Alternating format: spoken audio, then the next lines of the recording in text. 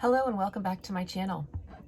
My name is Danica Copp and I'm a master's level clinical social worker with over 20 years of specialized practice with adolescents. I'm now shifting my focus from my clinical practice, coaching parents by sharing my practical tips and solutions to parenting teenager headaches. Today's topic is 5 tips on how to talk to your teenager.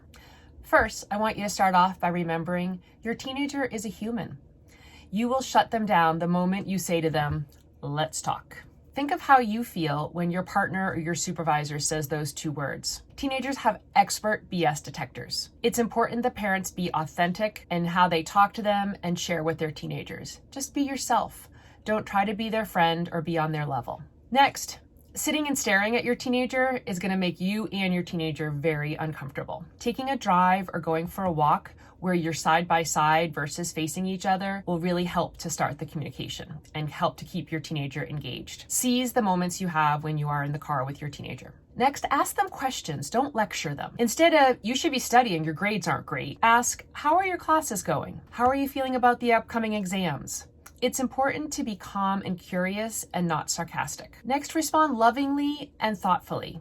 Use empathy and not judgment. Instead of responding to your teenager's panic over not being prepared for an exam with, "I told you you should study," rather think of how this sounds. "I can hear how hard this really is for you." Empathy shares your love and opens up the conversation. Next, apologize when you make a mistake. We all make mistakes. Modeling for your teenager, and quite frankly for any of your children, how to make a situation right after you've hurt someone that you care about. We do this by accepting responsibility for our actions, asking forgiveness, and then changing our behavior.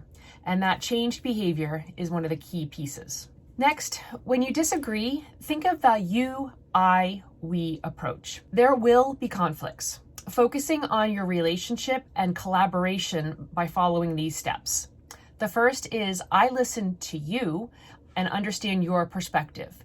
At the end of listening to you, I should be able to restate your opinion, even if I have no agreement with it. Then I share my perspective, and my teenager or whoever I'm in the conversation with is able to restate my perspective. Again, may not agree. Lastly, we come together and come up with a decision. So thinking about like a curfew. Your family may have a set curfew of midnight, for example, and your child wants to do an activity that could keep them out later. Listening to your teen's perspective and hearing them, understanding, I'm hearing that you want to attend this event.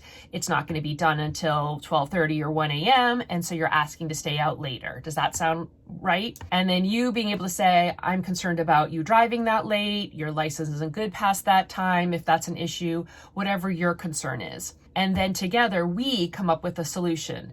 You know, it may be that that event is not something you can attend, but we will plan for future events if something like this happens. It may be that your child needs to have a ride and you may help with transportation in order to get them there. The idea is to keep it simple and to not preach. That is my biggest tip for today. Thank you for joining me today. Please like and share this video if you found it helpful. Leave a comment on any future topics that you would like me to cover related to parenting teenagers. Good luck out there, parents. You got this.